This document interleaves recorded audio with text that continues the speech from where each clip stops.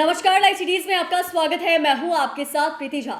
बिहार में राजस्व एवं भूमि सुधार विभाग की तरफ से बड़ी कार्रवाई की गई है। आपको बता दें तो डीसीएलआर जो मैडम है उनके खिलाफ कार्रवाई की गई है और ये इसलिए क्योंकि वो मैडम अपने घर ट्रांसफर के बावजूद भी तमाम फाइलें जो है वो निपटा रही थी और बैक गेट में निपटा रही थी। इसको लेकर ही राजस्व एवं भूमि सुधार विभाग की तरफ से बड़ा एक्शन जो है वो लिया गया है। इसको लेकर पत्र भी जारी किया गया है और यह भी मामला जो है सामने आया है कि किस तरीके से डीसीएलआर जो मैडम है वो तमाम चीज़ों को लेकर जो मामले निपटाए गए थे उसके बावजूद भी, आदेश देने के बावजूद भी उस मामले को लंबित रखा गया था, उस पर काम जो है वो नहीं किया गया था और फिर लगातार शिकायतें जो है वो भी मिल रही थी, जिसके बाद ही राजस्व एवं भूमि सुधार विभाग की तरफ से बड़ी कार्रवाई की गई। सबसे पहले तो उनका ट्रांसफर किया गया, लेकिन उसके बावजूद जब ये तमाम चीज़ें सामने आए कि किस तरीके से तमाम फाइलें जो है वो ले गई हैं अपने साथ और फिर बैक डेट में उस काम को पूरा कर रही हैं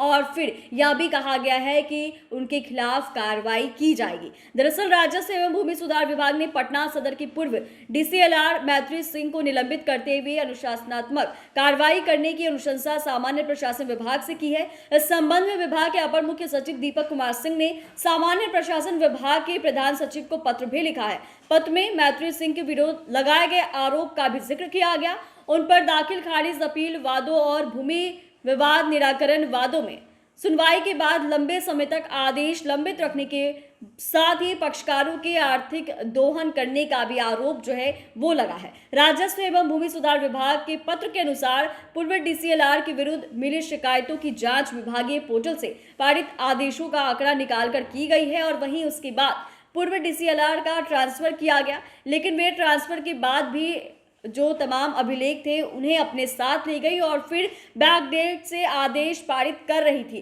विभाग ने अपने पत्र में लिखा है कि उनके विरुद्ध मिली शिकायतें गंभीर प्रकृति की है और इस आधार पर उनके विरुद्ध न केवल प्रशासनिक बल्कि आपराधिक मुकदमा का भी आधार जो है वो बनता है। तो ये तमाम चीज़ें हैं जहां डीसीएलआर में कई सारे जो शिकायतें होती है, जो ज़मीन संबंधी चीज़ें आती है उसे निपटाया जाता है और वही यह कहा जा रहा है कि आदेश के बावजूद भी सुनवाई जब उस मामलों की हुई थी उसके बावजूद भी जो आदेश दिए गए थे वो काफी लंबे समय तक लंबित था, जिसके बाद ही उनके ऊपर यह आरोप लगाए गए और लगातार इसको लेकर शिकायत जो है वो आ रही थी। और तभी राजस्व एवं भूमि सुधार विभाग के जो अपर मुख्य सचिव हैं उन्होंने पत्र जारी करके ये कार्रवाई करने की बात जो है वो कही है और कहीं ना कहीं उनके खिलाफ कार्रवाई भी की जाएगी। और यह भी कहा जा रहा है जिस तरीके से बैक डेट में तमाम चीज़ों को निपटाया जा रहा था, फाइलों को निपटाया जा रहा था, ट्रांसफ़र के बावजूद भी उन फाइलों को वो अपने साथ लेकर गई थी और फिर सारे काम को बैक डेट में वो कर रही थी। ये कहीं ना कहीं